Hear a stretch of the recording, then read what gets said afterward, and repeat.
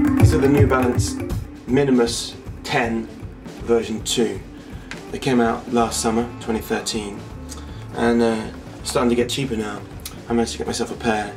It's a really great, I think, start-out shoe for people starting barefoot running, because it's actually got about a centimetre thick heel, plenty of cushioning actually. So I mean, some barefoot running purists say it's not a proper barefoot running shoe because you can't feel all the surfaces of the road and the track. But I mean, it's very thin, especially at the front, and it's great for. It's going to make you run in the barefoot style, always striking on the forefoot. It's where it's got two types of pods that make up the Vibram sole. These white ones, which are made from a soft, lightweight foam, and they do provide some cushioning, which is good for that transition to barefoot running style, especially if, like me, you've been used to running in heavily cushioned stability shoes for years. And then this orange hard rubber pods are for traction and to protect the softer foam pods. The upper is made from a single piece mesh.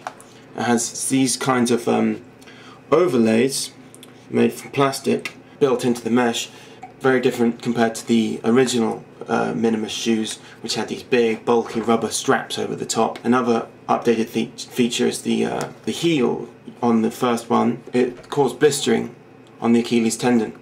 This has been made softer. There's less support in the heel, but it still works okay. You've got this leather, hard leather bit here on the back to make sure that there's a bit of support, but it's minimal. The interior is totally seamless, so you can run without socks on.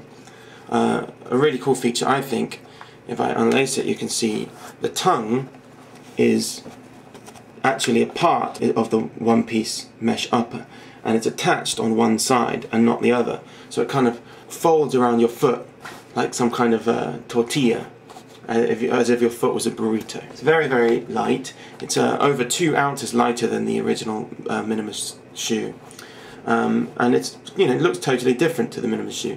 One thing I would say about it, not entirely sold on the look of the shoe, because as you can from the top, it looks very much like you can only see the sole coming out around the front, and the outsole only comes out the front and the side.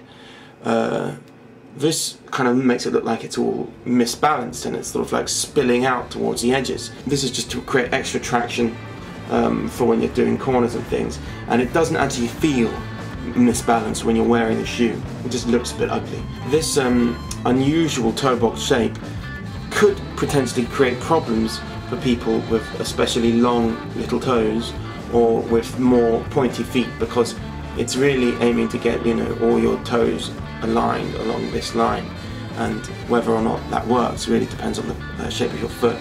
So if you're buying it online, you're taking a risk if you haven't tried them on in advance. This update to the New Balance Minimus is great. It's for a transitioning shoe. If you want to get into barefoot running, this is quite a good starter. I'm very happy with it, and give it a try.